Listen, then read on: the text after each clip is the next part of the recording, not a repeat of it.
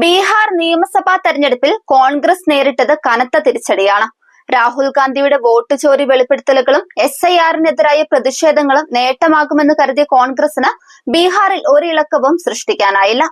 6 സീറ്റിൽ മാത്രമാണ് കോൺഗ്രസ് വിജയിച്ചത്.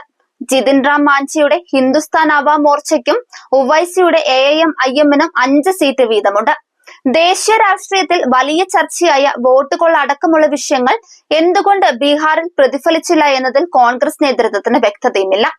സാമൂഹിക നീതി ഉയർത്തിക്കാട്ടിയുള്ള രാഹുൽ ഗാന്ധിയുടെ പ്രചാരണം സവർണ വോട്ട് ബാങ്കിനെ പാർട്ടിയിൽ നിന്ന് അകറ്റിയെന്നാണ് സംസ്ഥാന നേതാക്കളെ ഉദ്ധരിച്ച് ഇന്ത്യൻ എക്സ്പ്രസ് റിപ്പോർട്ട് ചെയ്തിരിക്കുന്നത്.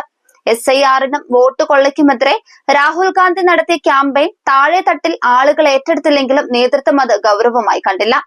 സീറ്റ് കിട്ടാത്തതിനെ തുടർന്ന് BJP, JDU, LJP തുടങ്ങിയ പാർട്ടികൾ വിട്ടവർക്ക് വ്യാപകമായി സീറ്റും നൽകി.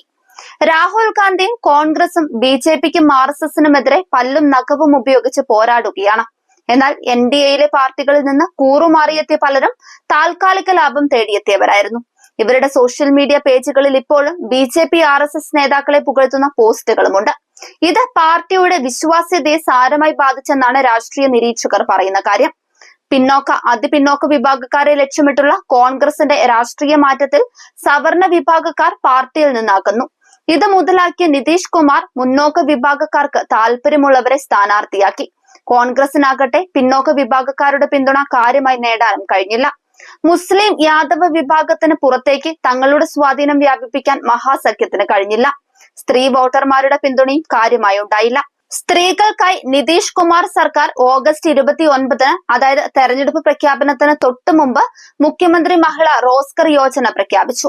വനിതാ സംരംഭകർക്ക് സ്വന്തമായി ബിസിനസ് ആരംഭിക്കാൻ സഹായിക്കുന്നതിനായി ഗഡുക്കളായി 2.1 ലക്ഷം രൂപ വാഗ്ദാനം ചെയ്തു.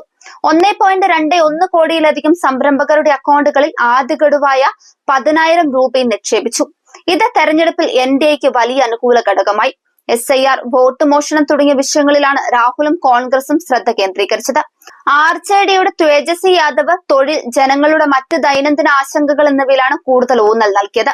1-2 റാലികളിലൊഴികെ രാഹുലും തേജസ്വിയും വേദി പങ്കിട്ടുമില്ല. തേജസ്വിയെ മുഖ്യമന്ത്രി സ്ഥാനാർത്ഥിയായി ഉയർത്തിക്കാട്ടുന്നത് യാദവരല്ലാത്ത വിഭാഗത്തിൽ എതിർ ധ്രുവീകരണത്തിന് കാരണമാകുമെന്നും കോൺഗ്രസ് വിശ്വസിച്ചു. പക്ഷേ RJD അത് കേൾക്കാനും തയ്യാറായില്ല.